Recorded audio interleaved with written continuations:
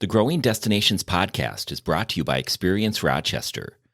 Learn more about Minnesota's third largest city, which is home to Mayo Clinic and features wonderful recreational and entertainment opportunities by visiting experiencerochestermn.com.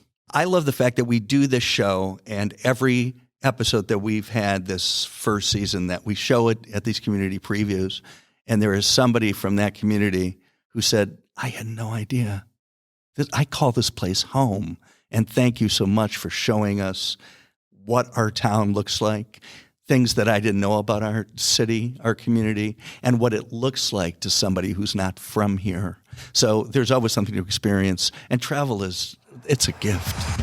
Welcome to the Growing Destinations podcast, where we take a deep dive into destination development and focus on a wide range of topics, from tourism and entertainment to economic development and entrepreneurism, and much more.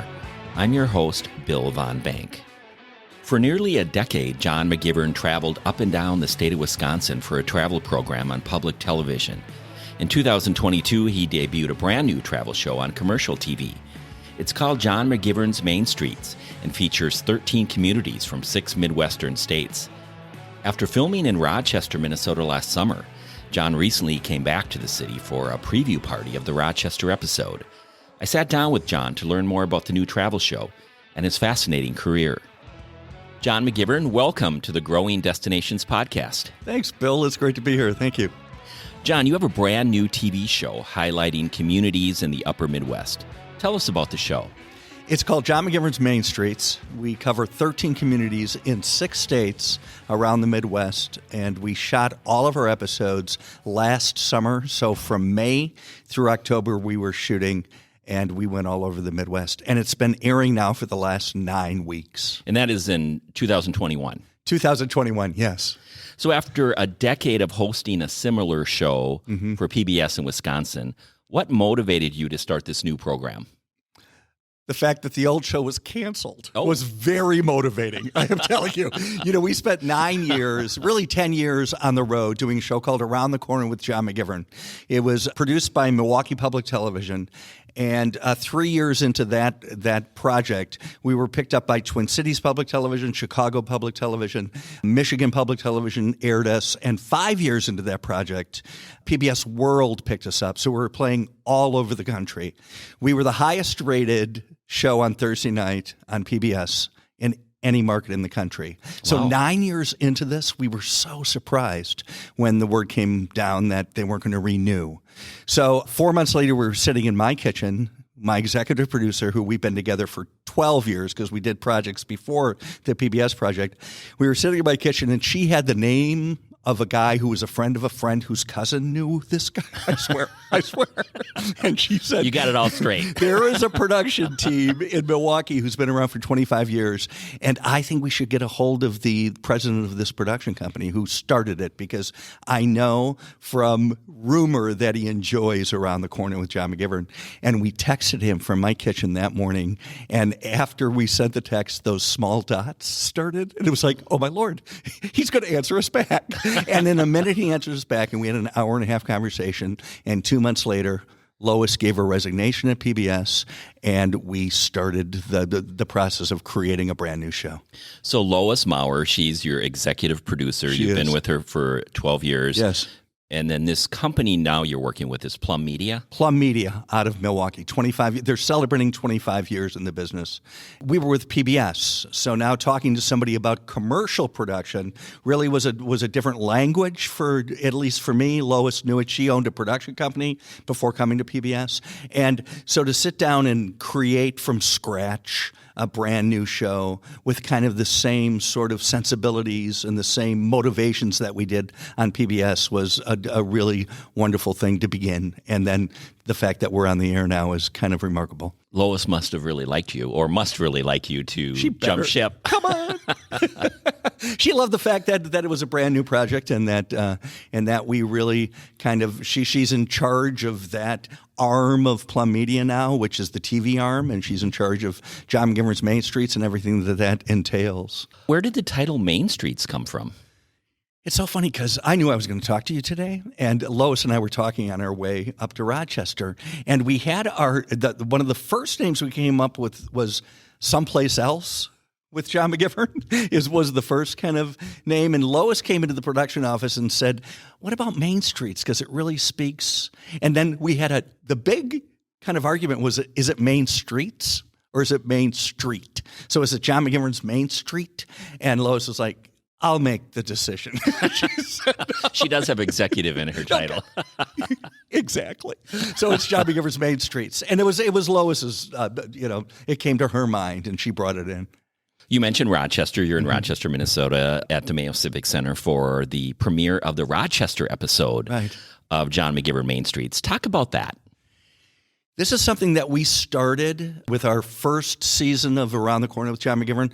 We came up with the idea that we would go back and show the show before it hits air in the community that we're kind enough to spend, the 5 days that we spend shooting, that we would show it to the people who were in the show. Well, by 9 years into our run, these were huge community parties where anywhere from 500 to 1,500 people would show up for these. So we decided once this show that we would do the same. We would go back. So we shot with you. We came here August 29th for 4.5 days. In 2021. In 2021. And so your episode airs this coming Sunday. And we're back in the middle of the week to show you guys the episode that you were kind enough to make with us. What are the states you're featuring in the program? Minnesota, 2 episodes. Iowa, 2 episodes. Illinois, 2 episodes. Indiana, 2 episodes. And Michigan, 2 episodes. And seeing that we are based out of Milwaukee, Wisconsin, 3 episodes for the state of Wisconsin. And 13 communities in total. 13 communities, right. And what we try to do, we try to pick a larger community, and then we try to do a smaller sort of touristy. So you were our larger Minnesota community, and Stillwater, Minnesota, which was, I believe, our 5th or 6th episode this season, was our smaller, more touristy Minnesota community. I'm guessing every community you visit has some surprises or unique storylines. Tell us about a few that stand out. Can I tell you about Rochester's? Absolutely. I am telling you. So we call this Main Streets. We didn't realize that you really do have Main Streets underground, ground level, and then skywalk. When we saw your subway sort of signs and we were like, we're going to the subway. Okay, I've lived in cities that depend on transportation, that is public transportation. So my idea of a subway was not what you guys have. And to be given a tour of what happens in this community, it's really kind of remarkable and really needs to be, experienced to realize that you can make your way in the middle of the winter comfortably all over Rochester. So your main streets are below ground, and above ground. That was great. And the subway is pedestrian subway. Subway. To make that notation here. And the Carillon, there's a bell organ type of carillon, which I have to tell you, I had no idea what it really was. So we talked to Carillonneur, who is the guy who operates that. He's one of 7 in the country that has a full-time job on top of a beautiful old building on the Mayo campus, and he plays every day at noon. And as we talked to him, he said, "Would you like to play something?" I'm like, "Are you crazy?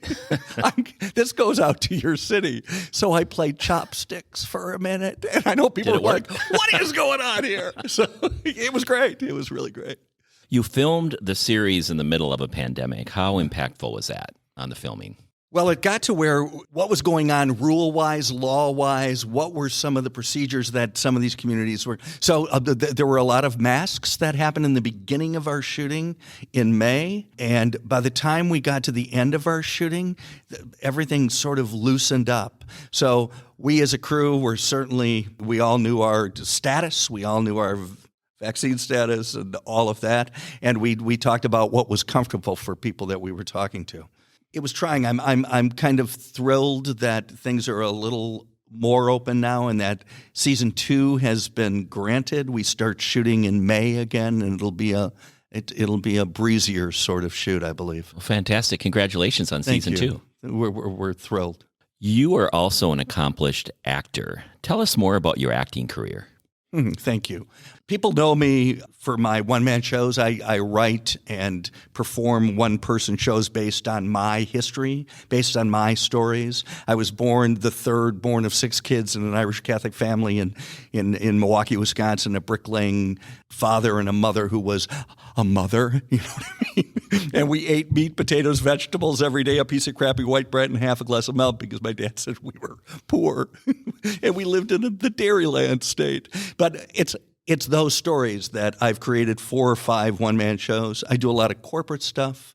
I do a lot of Performing Arts Center solo shows. And I wrote my first one in 1993 and was performing it in Chicago at the Bailiwick Theater. And my second weekend of performance, Comedy Central happened to be in the audience. So Comedy Central gave me a special. HBO gave me a special. Oh, very cool. And based on stories that they called it sit-down comedy is what they referred it to because it was funny, but not, it's not a laugh every second. So early on in my writing sort of performing career, I was lucky enough to get some TV work, which really helped at least get me bookings.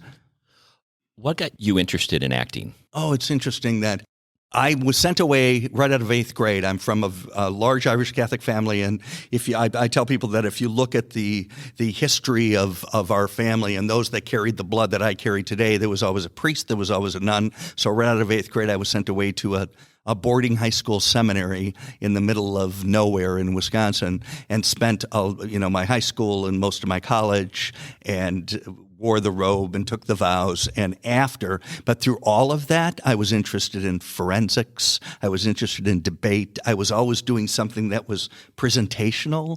And after I left seminary, I was equipped to teach religion which I was like, I'm not sure this is what I really want to do.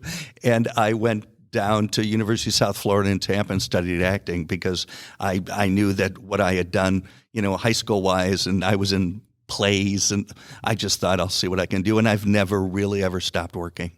How do you balance your acting career and your travel program, or travel programs, I guess, now with this new one? It's kind of perfect because, can I tell you, we shooting from May through October, through the 1st of October, and I book nothing then. So this is what my focus is all on that, on the show from May through October.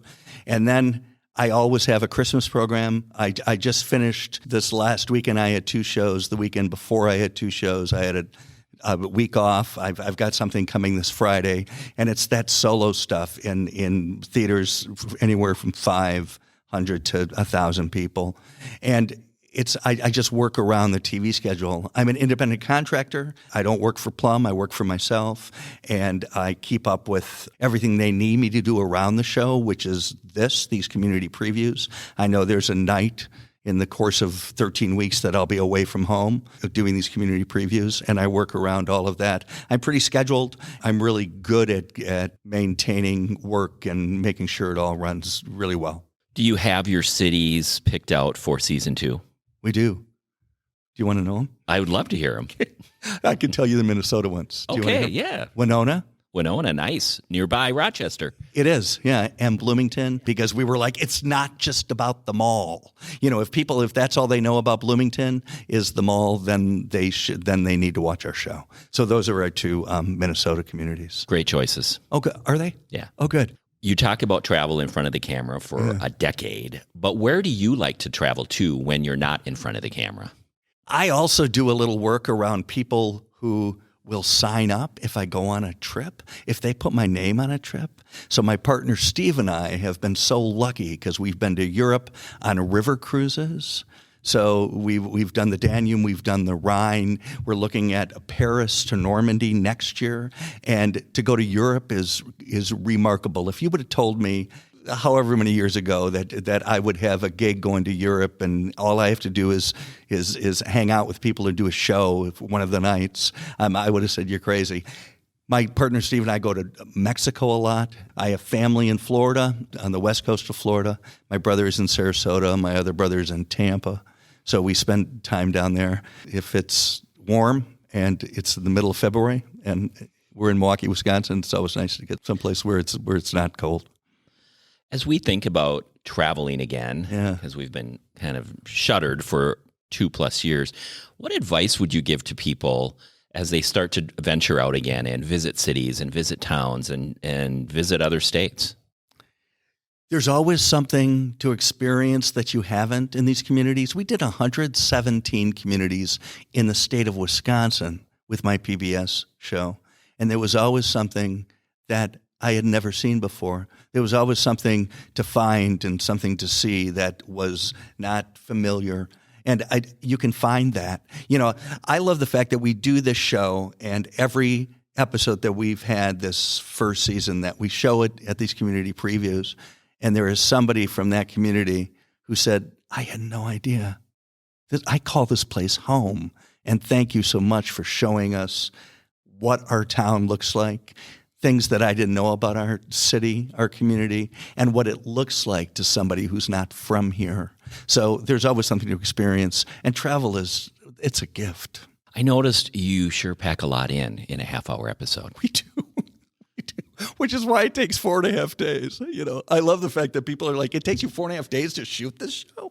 It's like it does, because, and as I'll say tonight, these people who were kind enough to be involved with this, who allowed us in their home or allowed us in their business, they come to these community previews, and when we show up at their door, we spend a good hour and a half, 2 hours with them. And 15 minutes into our visit, we hang a mic, and then the camera person puts the camera on their shoulder, and we talk for 20 minutes. And like we just have we have some time, and then they come to this community preview. They're like, I got a minute. It's like, that's television. That is television. Yeah, we pack a lot though. Yeah, it's great. John McGivern, thank you for your time. I enjoyed our conversation, and congratulations on your new show and the next season of your new show. I wish you much success. Bill, thanks. It's been great. I appreciate it.